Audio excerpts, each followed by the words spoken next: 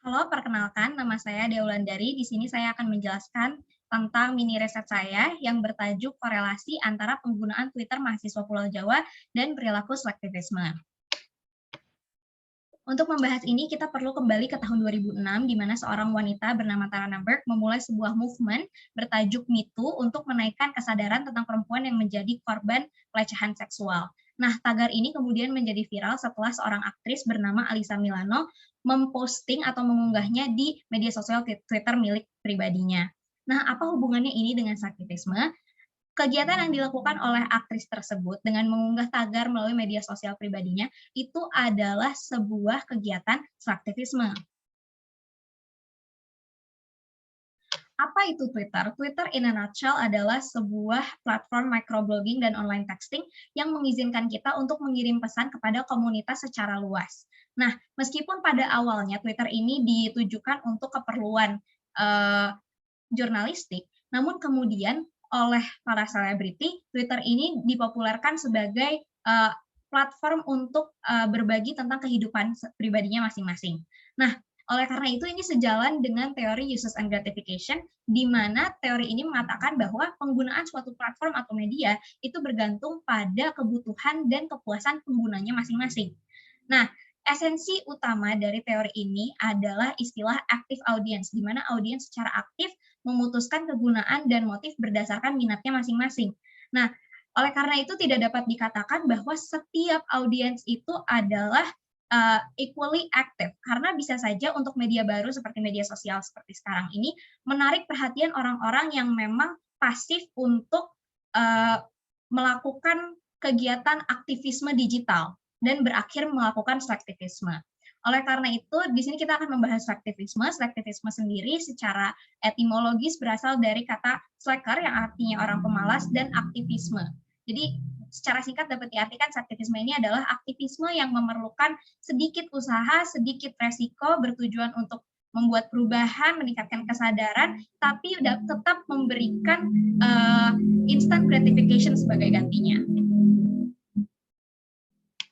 Lalu selanjutnya apa sih yang kita cari dari riset ini? Yang pertama adalah bagaimana perilaku selektivisme mahasiswa di Twitter.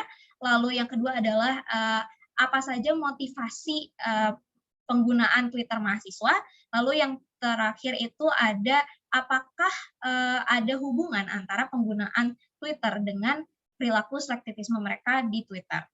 Nah, oleh karena itu terdapat dua hipotesis di sini. Hipotesis 0 mengatakan tidak ada hubungan sama sekali di antara kedua variabel, sementara hipotesis 1 mengatakan ada hubungan, di mana semakin bervariasinya motivasi mereka dalam menggunakan Twitter, maka semakin mungkin mereka untuk melakukan perilaku selektivisme di Twitter.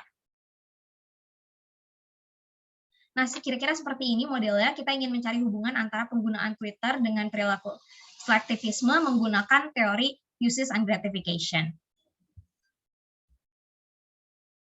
Nah, untuk teknik samplingnya sendiri, kami menggunakan teknik sampling non-probability sampling dengan tipe convenience sampling, di mana tipe dan teknik ini merupakan yang paling tepat untuk ukuran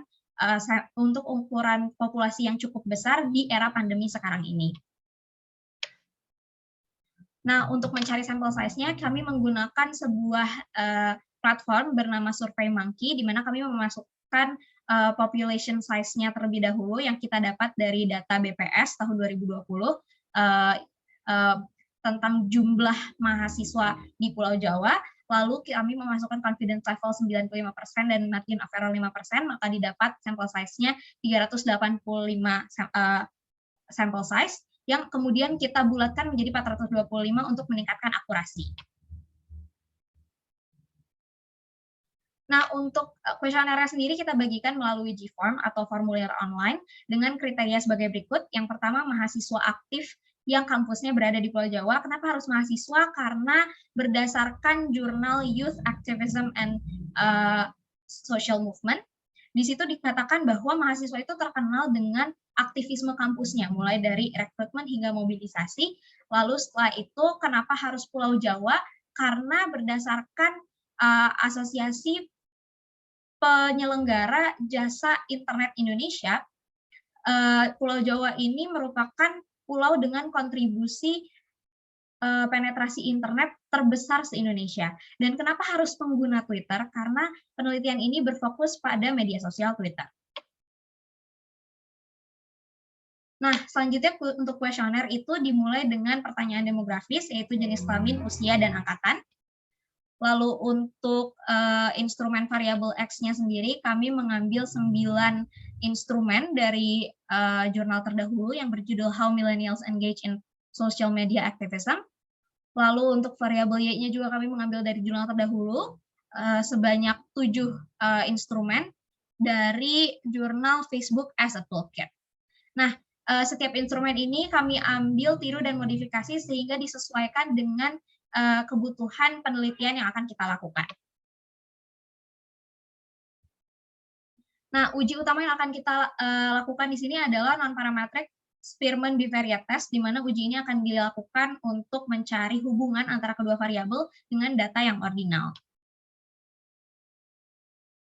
Berikut adalah hasil data demografis, di mana di sini kita ketahui bahwa yang paling banyak itu adalah dari kelompok gender perempuan usia 19 tahun dan angkatan 2020. Selanjutnya dari tabel ini kita dapat melihat nilai minimum dan maksimum dari setiap variabelnya dan juga rata-ratanya dari setiap variabel yang didapatkan dari kuesioner.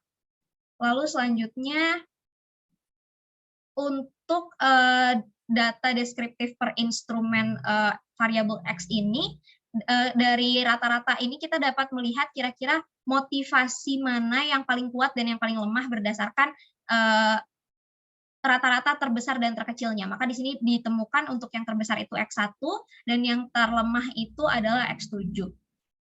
Untuk variabel untuk variabel Y-nya juga sama di sini untuk perilaku selektivisme yang paling banyak ditemukan itu dengan rata-rata terbesar di sini ada Y5 dan yang paling jarang dengan rata-rata terkecil di sini ada Y4.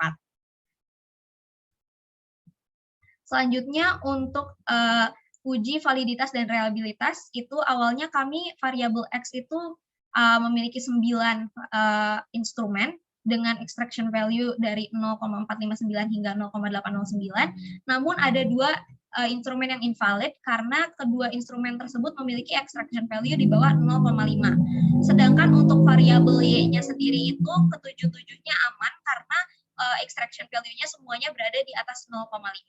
Lalu untuk reliability-nya itu kedua variabel Cronbach alpha-nya berada di atas 0,6 maka dapat dinyatakan reliable. Nah, tadi ada 2 invalid questions yang kita hapus dari variabel X, itu ada di X4 dan X9. Selanjutnya untuk uji non-parametric Spearman-nya sendiri, itu jika dilihat dari significant value-nya itu adalah 0,00, maka di sini dapat disimpulkan nilainya ini signifikan karena ada di bawah 0,05 dan terdapat hubungan antara kedua variabel. Sekarang memasuki ke pembahasan, yaitu kita akan menjawab RQ dan hipotesisnya. Yang pertama itu seperti apa perilaku selektivisme mahasiswa di Twitter. Nah, berdasarkan tabel yang tadi, untuk variabel Y sendiri ternyata yang paling common ada di Y5, di mana mereka cenderung menyukai atau menyimpan di favorit apabila menemukan tweet yang sesuai dengan mereka terkait isu sosial politik. Lalu untuk yang paling jarang sendiri itu ada di Y4, di mana mereka cenderung jarang menggunakan hashtag atau tagar untuk mengekspresikan aktivisme yang mereka dukung.